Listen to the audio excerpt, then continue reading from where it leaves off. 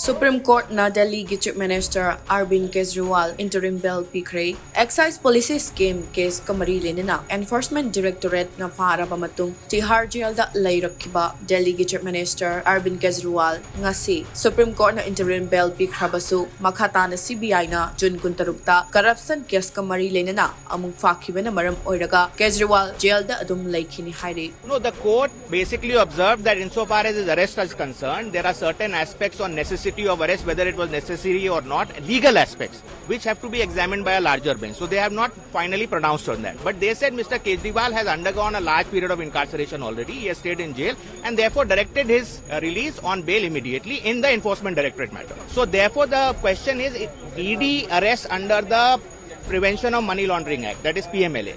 There is a section 19 which has a certain threshold of arrest, which is like you have to have a prima facie, you have to have a view that the person is prima facie guilty. Now, in addition to that, is there a requirement of a necessity of arrest, which is a classical, under classical criminal law, that is a requirement. Does that also superimpose itself on the section 19 requirements? Is a question that the court has referred to a larger bench, which a larger bench will decide. No, so in the ED matter, he's been released now. But as you are aware, after the trial court had granted him bail, the CBI had also arrested him. So now in the CBI matter, although the allegations effectively overlap in both of them, because in fact the ED argued the CBI's case also. But nevertheless, technically there is a separate case which exists. That also bail petition has already been moved in the High Court. And that bail we should, its hearing is on 17th of this month.